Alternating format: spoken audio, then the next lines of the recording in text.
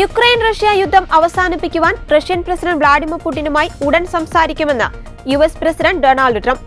ചർച്ചകൾക്ക് റഷ്യ തയ്യാറാണെന്ന് പുടിൻ അറിയിച്ചതിന് പിന്നാലെയാണ് വ്യക്തത വരുത്തി ഡൊണാൾഡ് ട്രംപ് രംഗത്തെത്തിയത്.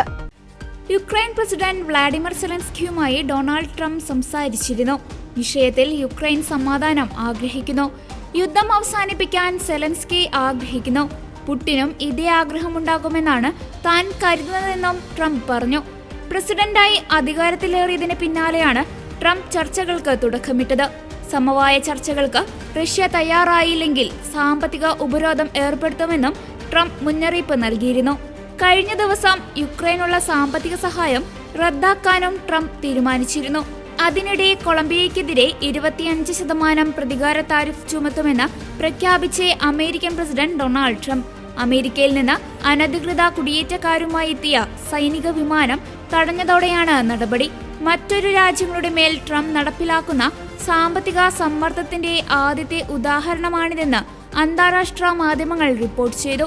ഒരാഴ്ചയ്ക്കുള്ളിൽ കൊളംബിയയിൽ നിന്നുള്ള ഇറക്കുമതിക്ക് നികുതി 50% ഉയർത്തുമെന്നാണ് ട്രംപ് അറിയിച്ചത്. സഹകരിച്ചാൽ മതിയെന്നും പ്രകോപനമുണ്ടാക്കരുതെന്നും ട്രംപ് കൊളംബിയയ്ക്ക് മുന്നറിയിപ്പ് നൽകി. എന്നാൽ ട്രംപിന്റെ അറിയിപ്പിന് പിന്നാലെ അമേരിക്കൻ ഇറക്കുമതികളുടെ താരിഫിനെ 25% വർധനവ് ഏർപ്പെടുത്താൻ കൊളംബിയൻ പ്രസിഡന്റ് ഗുസ്താവോ പെട്രോ വാണിജ്യ മന്ത്രാലയത്തിനോട് ഉത്തരവിട്ടു. അമേരിക്കയിൽ തങ്ങളുടെ മനുഷ്യാധ്വാനത്തിൻ ഫലം ഇറക്കുമതി ചെയ്യുന്നതിന് 50% താരിഫ് ചുമത്തിയാൽ തങ്ങളും അത് തന്നെ ചെയ്യുമെന്ന് പെട്രോ സമൂഹമാധ്യമമായ എക്സിൽ കുറിച്ചു.